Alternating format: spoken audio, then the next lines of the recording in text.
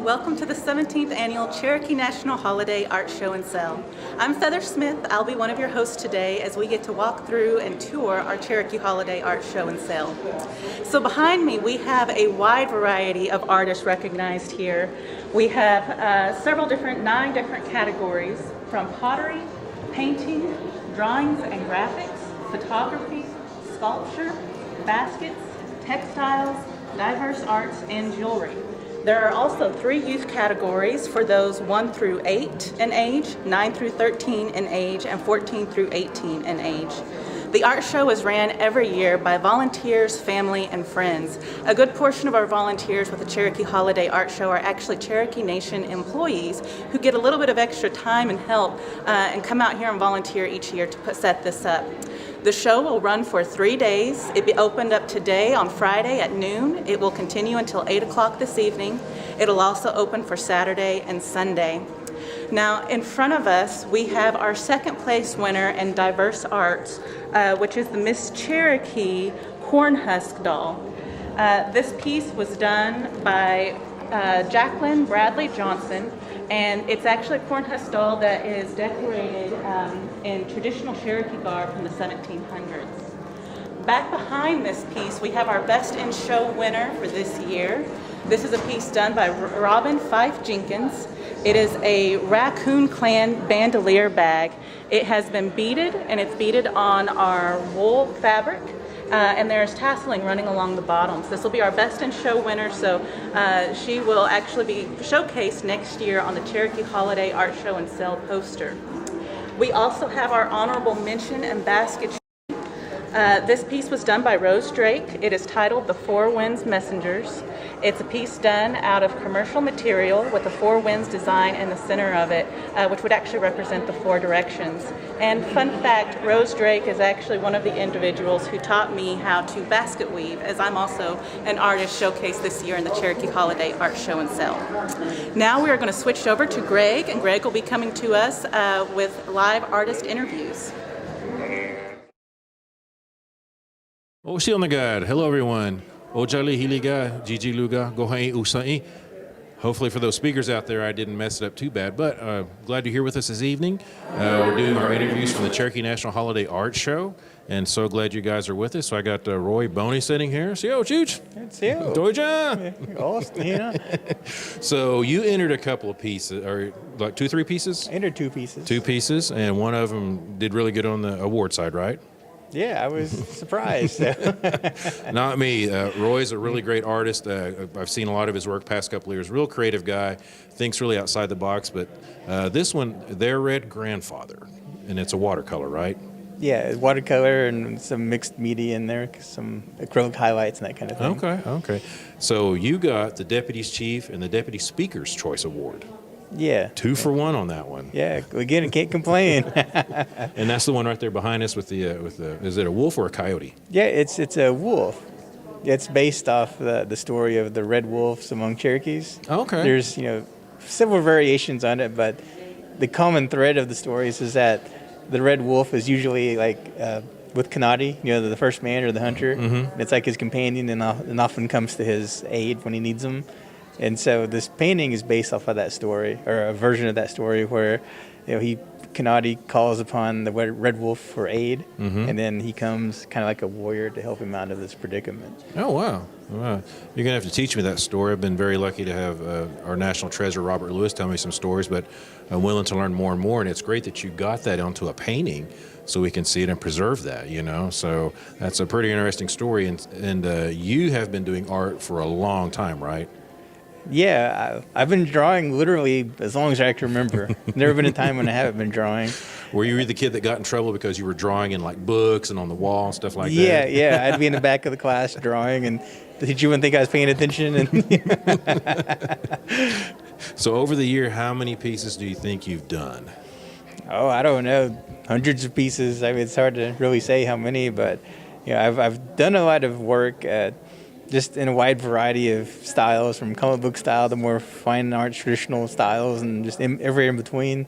Doing digital work sometimes, doing contemporary painting, and just kind of runs the gamut. And so I keep pretty busy with it. Yeah, it sounds like it. So I'm going to scroll through some questions here. So title piece, of course, is their red grandfather, and so the significance of grandfather in this title being. Well, in Cherokee, when they talk about this particular red wolf, because there's, people think of the gray wolf as kind of like wolf clan of things, but there's also the red wolf, and they would refer to that red wolf as our grandfather or their grandfather. So that's the idea. I named it that. So in Cherokee, it's Gigage Uni Duda. So it means it's all their grandfathers, basically. Mm-hmm. He's grandfather to all of them. Mm-hmm. So red grandfather, Gigage, right? Mm-hmm. And so, and of course, grandfather being significant of like an elder passing on knowledge and things like that. Yeah. So, yeah. Okay. So kind of what inspired this? I mean, just how, did you hear the story, or it's been something in the back of your head for a while, or what inspired you to kick this out? Well, I've been working with some people, some translators. They were asked if there were stories in their families about the red wolf. And so, we were sitting in the office, and I just heard a bunch of these stories from people talking about the red wolf and how some stories are like, again, he's aiding the hunter, or just some Cherokee warrior that gets lost, or whatever. There's always someone calling upon the red wolf for help. Oh, okay. And so those stories kind of got into my head, and I'm like, well, that's a really interesting story. I think I can make a painting out of that. And so that's kind of where that came from. So how long did it take you from start to finish to get this done? I don't know, maybe 10, 15 hours. Because it started off as a series of sketches, just trying to work out the idea. Because initially I wanted to do just a red wolf, because there are certain species that are based in the southeastern United States. So I was looking at all these photos of red wolf. I thought this aspect of it coming to the aid of someone, and so I wanted to make him like part human, part wolf, and then came out with this warrior figure, and he's got the war club and the rattle, and in the background you'll see there's like fire wolves kind of behind him, kind of symbolic of that whole our significance of the fire to the Cherokee people and that kind of thing. Mm-hmm. So this is something that you started on. It's not like a piece you picked up, worked on, put it aside, came back to. It's something that from you 15 hours straight through, or? I would work on it over the course of a couple of nights, and just kind of want to get home from work and just kind of break it out and keep at it. And like I said, I did a few revisions, some earlier versions I didn't like, so I started over, and I finally got to where I was happy with it. Okay. So is that kind of your style? Once you latch onto something, you do it, or do you put it off to the side and kind of wait for more inspiration, or? Usually, if I have an idea, I'll start working on sketches. So I have a bunch of sketches that no one ever sees, And if the idea sticks, I'll go back to it and kind of finish it out to a full-fledged painting. Well, good deal, good deal. So, got some young artists out there. You're going to see your painting, some other artwork out here. And I encourage you guys to come out. There's some beautiful pieces out here from finger weaving to pottery, baskets, things like that. Mr. Boney's artwork. So, what advice would you give them? What words of encouragement, considering now that you're not quite an elder, but you're pretty wise at this. So what advice would you give? Well, definitely enter these shows. I talked to a lot of young artists, and one of the fears they have is they're like, my art's not good enough, or they're scared to enter a show. But entering shows is where you get your work exposed. You get practice at this craft of, putting your work out there, learning how to display it properly, learning how to talk about your work. That's a big part of being an artist, is being able to do all of that. So when you start getting your work into these shows like this, it really gives you a lot of experience, plus it gives you confidence in your work, knowing that people will see it.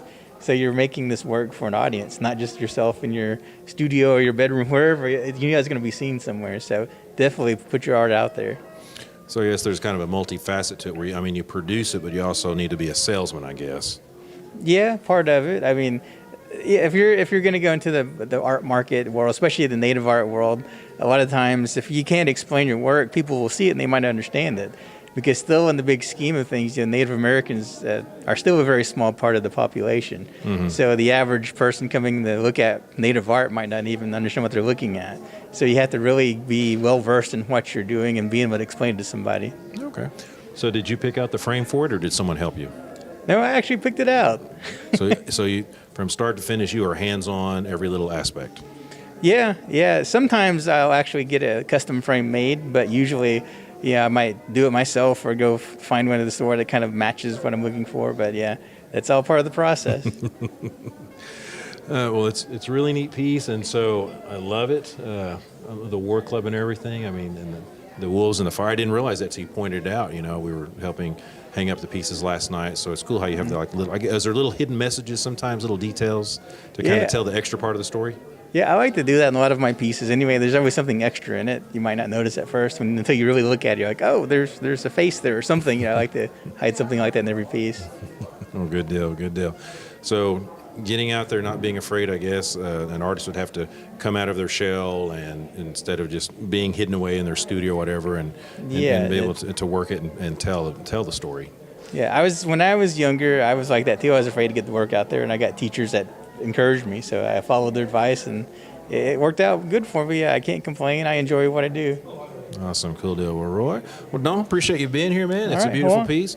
Come down to the art show. I want to kick it back to my good friend Feather, so come down and join us and see more beautiful pieces of Roy, and everybody else is here. Artists from any of the federally recognized Native American tribes are eligible to enter into the Cherokee National Holiday Art Show and Sell. The largest portion of our artists are Cherokee from either the Cherokee Nation, with them still being the largest portion represented, the Eastern Band of Cherokee Indians, or the United Ketua Band of Cherokee Indians. Here we have our first place winner in the jewelry category. This is a piece done by Tara McCoy. It's called The Duel, and Tara is a member of the Eastern Band of Cherokees. The Duel actually represents a carving of the Uktane and rattlesnake from an old Cherokee myth. As we work our way around the table, we will see several of our different jewelry pieces represented. Copper is a traditional metal for the Cherokees because it was a metal that was found naturally in the southeast where we originally came from. We also see some copper sculptures located at the top of the table here. This sculpture is a piece done by Jennifer Grammel, and it is called The Spirit of Dance, and it's a healing piece. We also have several different clay bead necklaces represented. This is a piece done by Phyllis Sixkiller. Clay beads are made by taking a piece of clay, rolling it into a ball. Sometimes they will then be shined up with a smooth river rock or a piece of river cane, and then they would be set into the fire, and they would be allowed to be fired in the fire all night long, which will make them tough, so that way they won't dissolve and disintegrate if they should be exposed to any water or moisture. We have a few other pieces done in our clay beads. We have the second place for the jewelry category, which was done by Alicia Wildcat. It's an Uktane gorget. An Uktane was actually a large serpent that was oftentimes talked about in Cherokee myths that had horns on his head and usually a large crystal in the middle of his forehead. And we can see all of those features represented in this gorget here. We have our honorable mention in the jewelry category. This is a piece done by Jennifer Thiessen. It's done in a quahog clam shell. It's actually carved into a quahog clam shell. Quahog shells are found in the bays along the East Coast, and traditionally quahog shells were what was made into wampum and was kind of used for a form of money, and was also used in wampum belts that told Cherokee histories. And then as we work our way on around the table, we will see a couple of clay bead necklaces as well from Rex Smith. Rex is the son of Betty Smith, who is a Cherokee national treasure. And then over on our wall, we have a piece done, our first place in photography. This was done by Jennifer Yates. It's called Sunset and Beyond. In our photography category, the photos that are entered must just be a photo that is taken. It can be cropped, but there can be no other photo manipulations done. So it has to be a mostly untouched photo that will be entered into these pieces. We also have a piece here by Justin Smith, who is one of our fairly new known artists, one of our lesser known artists. He's actually got a beaded hat here, which is very commonly used for more traditional dances. It's a type of hat that we would use these for dressing up. We've got several varieties of photos, paintings, and drawings and graphics along our wall here. We have a piece by Brian Waitula. It's the longer piece through here. Brian is a well-known artist in the area. Many of our artists are nationally known, award-winning artists, and then we also have lesser-known artists. His piece here is titled The Defendant, and it's a drawing and graphics. And then we will also see down here we have our second place piece for our paintings category. This is done by Natalie Stafford. It's called No More Stolen, and it's actually an MMIW piece, which is Murdered Missing Indigenous Women. It's meant to draw attention to the endemic that we really know about that has become so common for murdering missing and Indigenous women. We have our honorable mention and our photography down below it, which is a piece by Kathy Thompson called The Majestic. And then we have our Chief's Choice by Linda McCrary. It's called Passing It On. It's a piece of Sequoia actually teaching others the Cherokee syllabary. This was chosen by our principal chief. And then next to it, we have our Speaker's Choice, which is our Speaker of the Cherokee Council, and our Deputy Chief's Choice. This is a piece by Roy Boney, and it's called Their Red Grandfather. Now we will be switching back over to Greg with artist interviews. All right, thank you, Feather. As you can see, there's a lot of interesting artwork pieces here, basketry, finger weaving, pottery, things like this. And so I've got this young man from Collinsville, correct? Yes. And so tell me your name again. Caleb Saffron, And how old are you? 16. 16. Okay, all right. So from Collinsville. So you go to high school there or? No, I'm homeschooled. Homeschooled? Okay, Yeah. all right. So it gives you a lot more time to do artwork, right? Yeah, usually in my Yeah. spare time. Yeah. In your spare time, or does it consume a lot of your time? Not very much. I'm pretty busy. Oh, pretty busy. So what else do you do other than artwork? Mostly artworks. Just work and artwork. So you have a part-time job somewhere? Or? No, I do a lot of schoolwork instead of Okay. So you're one of those nerds, right? Yeah. Yeah. That's okay, man. That's okay. You know, a lot of our creative geniuses, you know, in the art world, you know, they're pretty smart people. Little misunderstood because they're so creative. And this piece right here, I love it. I really love it. So the title of it is? Connor. Okay, so what's the name Connor? How'd you come up with it? What's the story behind that? Well, I got it from a fictional character, and that inspired me because he fights for Native American culture. Okay. So the fictional character being? Connor. So Connor is someone you made up, that fictional character? Yeah. Okay, what inspired me anything else like in graphic novels or stuff like that? Something that came from deep in the recesses of your mind? Yeah. Oh, that's cool. Okay. So tell me the story behind this. Just lay it out there. Just was going for this art show and just kind of came up with it. So how long did it take you? 2 weeks. 2 weeks? Yeah. Okay. And that's working on it in between schoolwork and Yeah. everything else. Sometimes did you wake up like in the middle of the night, look at it and work on it, or? Yeah, I spent a lot of late night working on it. So the night owl in you came out. So the night hours, is that kind of your creative time right there? Yeah, I spend most of my time doing artwork during later times. Okay. So the 2 weeks you spent on it, about how many hours do you think? About maybe 120. 120 hours? Yeah. Wow. That is impressive. That's really impressive. So when did you start really getting into being the artistic side? How far back do you remember? How old were you? Since I was a kid, just born an artist. So did you get in trouble for like drawing on the wall? Yes, a lot. Drawing in books and magazines? Yes. So what artist out there, whether it be an Indian artist, a Native American artist, or like Picasso or someone like that, who has inspired you? Mostly people like Picasso and just the unique artwork. Someone on the cutting edge who's pretty avant-garde that makes people stop and think. Yeah, just abstract. Almost. Okay. So besides this piece, how many others do you have gathered up in your room? About 10. 10? Okay. Yeah. Now, is it sketches and painting, or what else do you work in? I'll do a lot of sketching and just pencil and pen. Okay.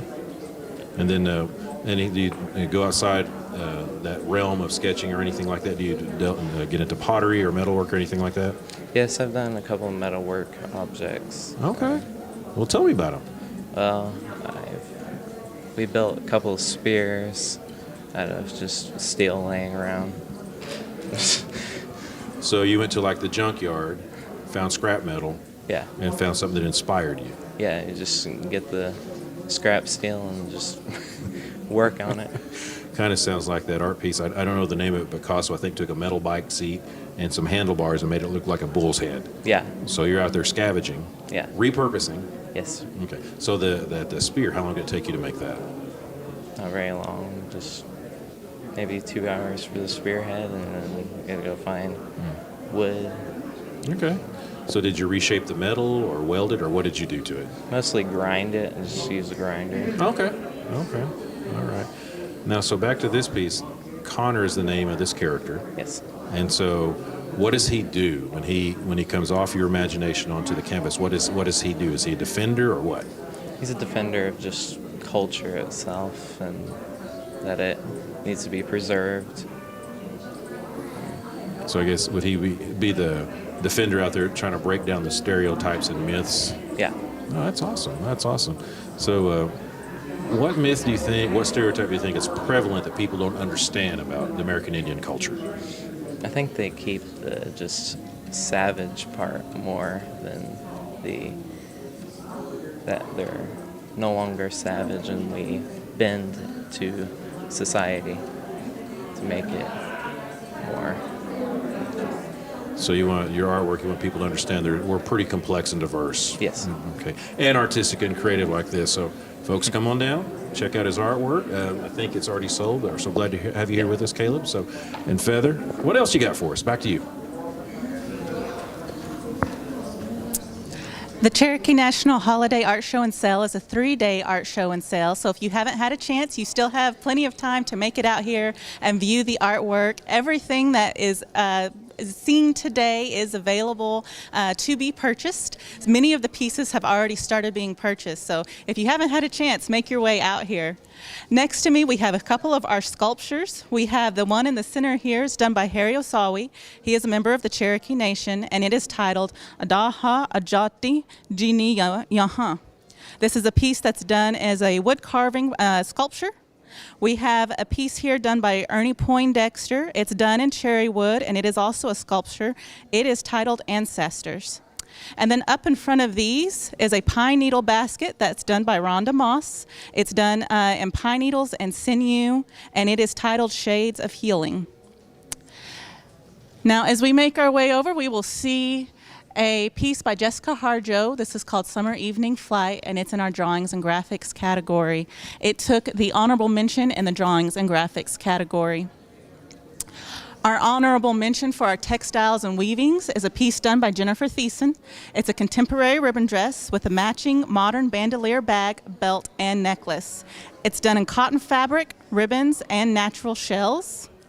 And then next to this, we have our first place in the Drawings and Graphics. This is a piece by Brian Waitula, and it's called The Golden Eagle Woman. Again, Brian Waitula is a very well-known artist, and he oftentimes does drawings and graphics.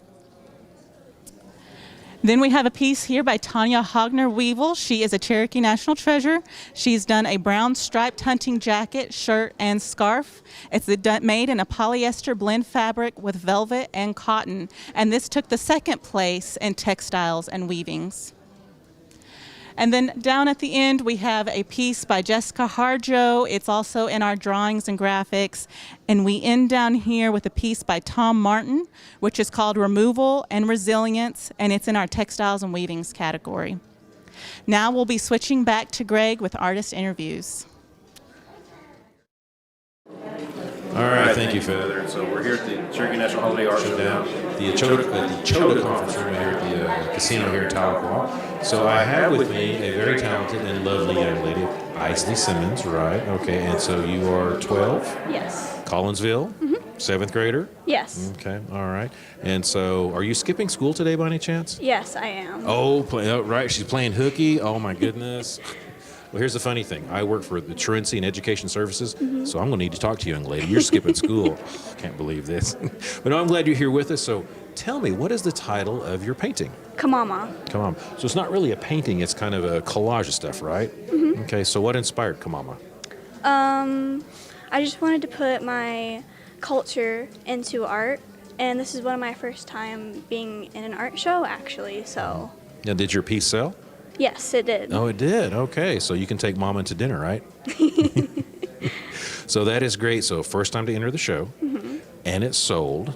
Okay, so do you have any more other pieces lying around at the house, or? I have done sketches and other paintings before, but I've never framed them. Okay. Well, hopefully this inspires you to do more. So, Kamama, why? And so, do you know what that means in Cherokee? Yes. What does it mean? Butterfly. And? Elephant. There you go. And where'd you learn that? You. So, I guess you like butterflies. Yes. Okay, and that. Oh no, I thought it was a butterfly in your hair, but it's got a bow. So, Kamama. So, tell us how you came up with this idea. Describe to me the inspiration process. I gotta think about that. Is this something just came to you kind of out of the blue, Yeah. or okay, all right? And so, why the round frame? I want to do something different. Ah, true, very true. Because we see a lot of rectangular and square pieces, so round is different. Okay, thinking outside the box, literally. So, but were you like sitting around and saw a bunch of butterflies one day, and that's what inspired you, or? No. I'm really bad at answering questions, sorry. That's okay. That's okay. So, but so didn't see butterflies. It just is something that just came to you when you were. Well, I like to listen to music. Okay, so the piece was inspired by music. Mm-hmm. Okay, what song? Random songs. Just random songs. Yeah. Okay, so just while you were probably daydreaming at school, right? Not paying attention to the lesson, and a song was playing in your head, and you just started thinking of butterflies, and so is that how it kind of came about? Mm-hmm. Okay, all right. So how long have you been an artist? You know, your artistic side. How long have you been doing this? I think I kind of started drawing stuff when I was like 8, Okay. but I was really shy. I don't like my sketches a lot, so. Well, they say an artist is their worst critic. So, but that's okay because you need to get out there. So you've been sketching since 8, Mm-hmm. and just kind of grew from there. All right. But when you were younger, did you get in trouble for drawing on the wall or anything like that, or drawing in books? Yes. Mom's in the background shaking her head. Yeah. So you probably had to scrub quite a few walls after you drew on there. Yeah. Mom was probably like, we're going through so many scrub brushes right now, but that's okay because it'll pay off because your first piece you entered and it sold, and so I bet Mom was pretty proud. Yeah, she thumbs up. And so were you shocked that it sold, or did you know? I was surprised, yes. Okay, all right. Well, tell you what, Isley, I encourage you to enter again. I love it, and so like I said, you can take your mom or your boyfriend to dinner. All right. I had to squeeze that in. So hey, Feather, back to you. Let's see what else you got out there. So if you haven't had a chance yet, you can go on to the Facebook page for the Cherokee National Holiday, and you can vote for your People's Choice Award. All of the pieces here in the show today have been photographed. They have been placed up onto Facebook, and you can go on and vote for your favorite piece by just liking that piece. Whoever wins the People's Choice Award will get an award for that, and they will actually also receive a monetary award as well. So make sure you get on there and vote for your People's Choice Award. Now, in front of me here, we have our second place in the pottery division. This is a piece by Crystal Hanna called The Green Corn Ceremony, which is done with hand-processed native clay and handmade slips. Up above it is a piece by Vivian Cottrell. It's the first place in the basketry category. It's titled Burden Basket, Leave Your Burdens at the Door. It's a piece done in black ash, commercial dyes, and sweetgrass. Vivian, I believe, is also a Cherokee National Treasure. And then we have a Judge's Choice, which is a piece called Beauty of Dogwood by Joyce Lyle. It's in our pottery division. Judge's Choice is actually for the judges who came through here and judged the artwork yesterday. Each of them got to choose their favorite piece. And so they just had to choose one piece. And so there are a few Judge's Choices throughout the room today. We also have an honorable mention in our in our pottery division, which is done by Lisa Rutherford, and it's called Our Fires Still Burn. It's done in earthenware. Down below it, we have a gourd piece done by Danessa Moonen. It's called Gourd in My Garden. And as we work our way around, we see another piece by Lisa Rutherford. It's titled Selu, as it's got carvings of corn around the sides of it, and it's also in our pottery division. Next to it, we have a piece in basketry by Kendall McCoy called The Man in the Coffin, which the title actually comes from the design that's woven into that basketry. We see another piece in our pottery division by Joyce Lyle called The Contrast of Shapes. And then one other piece by Kendall McCoy called Peace Pipes in our basketry division. Now, behind us on our wall over here is a piece titled Yancey. It's by Lucas Maggard, and it's the first place in our painting division. And this piece has actually already sold. As we work our way on around our wall here, we have a piece by Emily Edwards called Soquili, which is our word for horse in Cherokee. She's got a giclée piece here done in the drawings and graphics. Emily is one of our new up-and-coming artists, and so we're really excited to see her represented this year. We also have our first place piece in textiles and weaving. This is a piece called A Drop in the Ocean by Kathy Abercrombie, and it's 100% pure wool, and it's a woven piece. And then up on the wall is a quiver done in binder cane by Feather Smith, that's me, and it's all completely done in binder cane. It was the second place in our basketry division. Now we are ready to switch back over to Greg with more artist interviews. All right, we're back here with Robin Fife Jenkins, and so this beautiful shawl. So where's home for you? Where's your home community? I'm originally from Dustin, which is in the south central part of Oklahoma, Okay. and about 2.5 hours from here. Okay. And I live in Holdenville now, which is Okay. a little bit further, A little bit of a drive. little bit of a drive. But well worth it because this piece got Best in Show.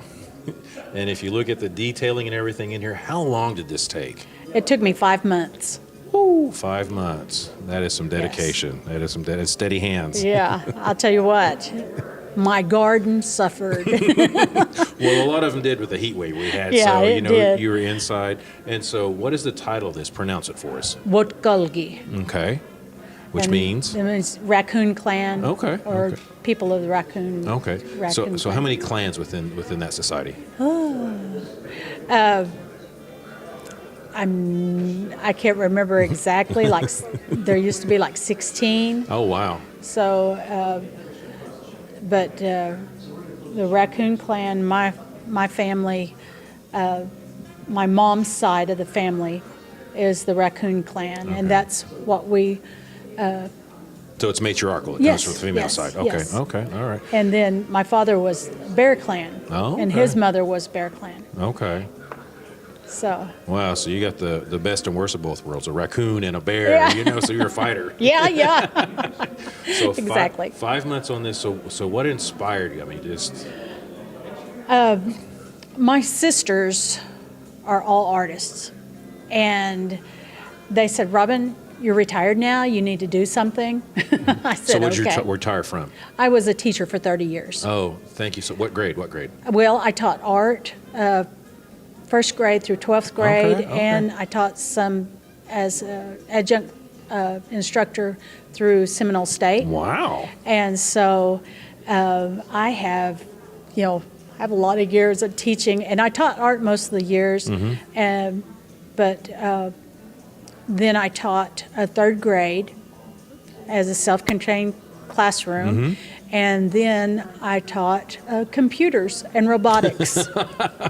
So Wow. I'm just kind of Well, jack of all trades. So thank you so much for our educators. They're overworked, underappreciated. You guys do so much. Pour your heart into it. My wife's a teacher, and so I understand. And so, I mean, to be able to do art, have your creativity, and I was laughing because your sister said, you need to do something since you're retired. I'm thinking probably a little bit of trying to one-ups me, you know what I'm saying? Well, let Yeah. me see what I can do. Yeah. And it did Best in Show. So have you told your sisters you got Best in Show? Yes, I texted them all.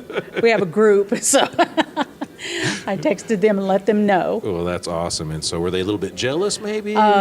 They were all, I had one that called me back and she was screaming, saying, yes, congratulations. Well, that is awesome. So has this piece sold or is it still available? It's still available. Okay. Folks, come on down. And how much is the asking price for this? 3,600. $3,600. Well worth it. It'll look really good at the powwow. And so, Robin, thank you so much. Thank you so much for your efforts in education. This right here, it's beautiful. So, folks, a lot of this down at the Cherokee National Holiday Art Show, Chota Center down at the casino. You're going to have a chance to meet Robin. Maybe she'll autograph it for you when you buy it. Yeah. Okay. Hey, Feather, back to you. Let's see what you got. Now, we are out of our artist interviews today, but one of the artists that we were hoping to get to interview was Rodney Johnson. And so I do have a quote from Rodney. Rodney said that he was very humble to receive our first place in our diverse arts category with the Selu Corn Mother gourd and acrylic painting that he has done here. He said that while he was humbled, he was sad to miss our live feed. If you happen to venture to Tahlequah this weekend, you can go visit him at One Fire Field. He would love to see anybody who could come out and visit him. Now, one of the things that we really love about art is that it's oftentimes a family affair and it's a community fair. So we're getting to see Rodney Johnson's piece now, but earlier we saw his wife Betsy Johnson's, or Jacqueline Bradley Johnson's piece, which was titled Miss Cherokee, which was the small corn husk doll.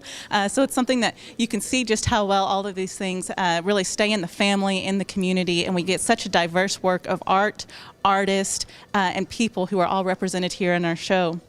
We've got a couple other pieces here. We have a piece by Maylee Thomas called The Piece of Heart.